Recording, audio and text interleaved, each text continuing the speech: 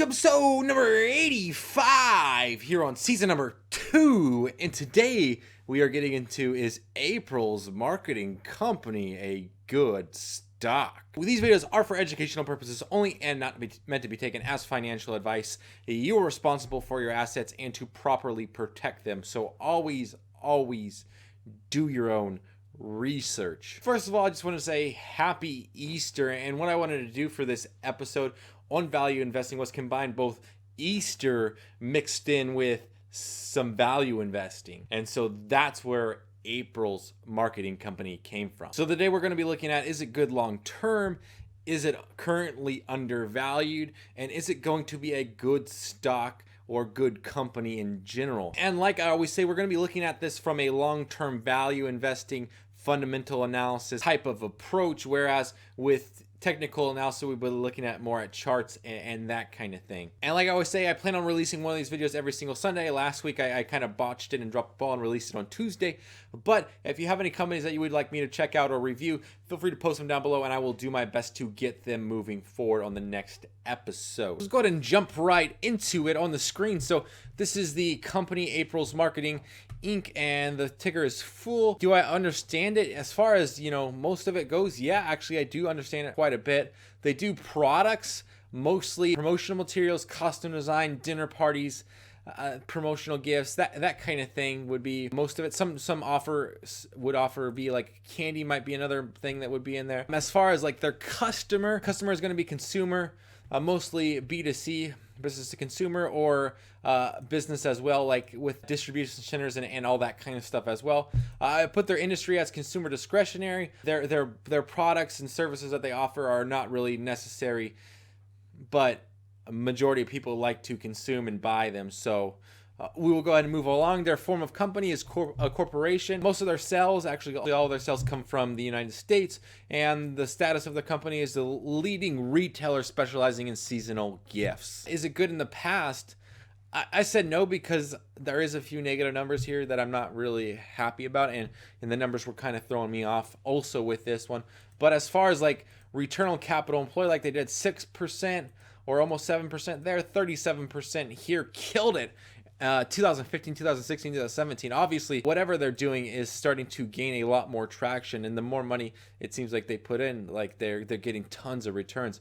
As far as return on capital employed, 74.70, almost 75% here, 15% there, 132% free cash flow return on capital employed. That's crazy numbers. And then 34.56 also. Growth in operating income per fully diluted share. I didn't really care for this. I mean, they crushed it here, and then like a negative year, even when it was like one of their best years. So that was like, whoa! I totally that was like a crazy shock to me.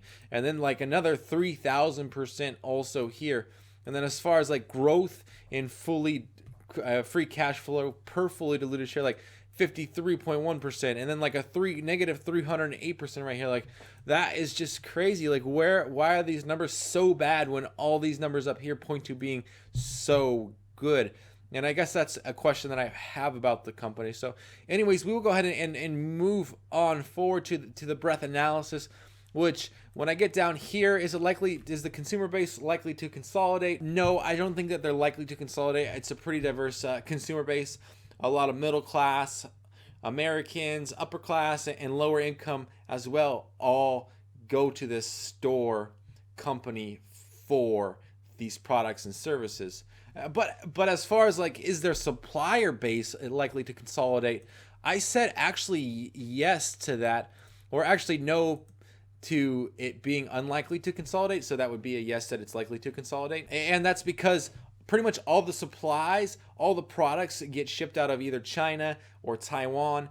And I feel like if the doors were ever to close to one of those companies, or if, for instance, like tariff talk starts happening, this stock could potentially drop a lot. And so I figured let's leave it alone. But however, we'll go ahead and look at the value of it and see if it's actually selling at an undervalued price right now. As far as market cap over free cash flow, you're sitting at a 13. We'd like to see that at like an 8.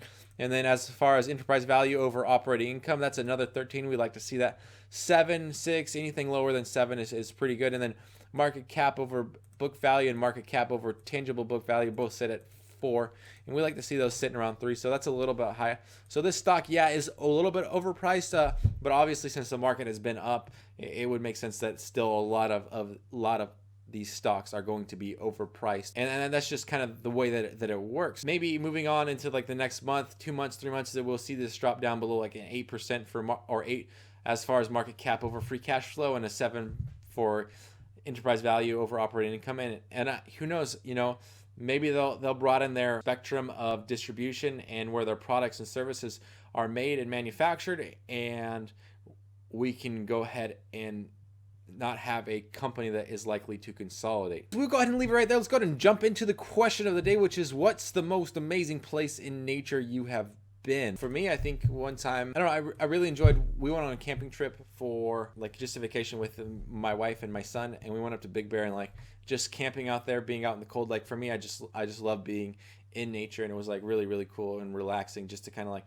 hang out in the woods and hang out in like a small snow town kind of feel.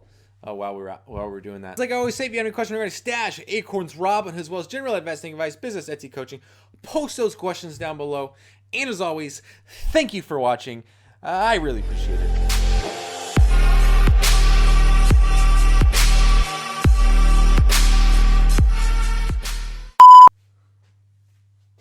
Oh, hey, what are you guys still doing here? Oh, you know what? I totally forgot to say where to subscribe at. Yeah, so don't forget to subscribe up here and check out Micron. Is it a good stock? And then check out this other video right here. And as always, April Fools. That's a big bunny. Big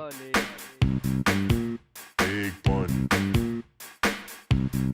That's a big bunny. Big bunny. That's a big. That's a big bunny.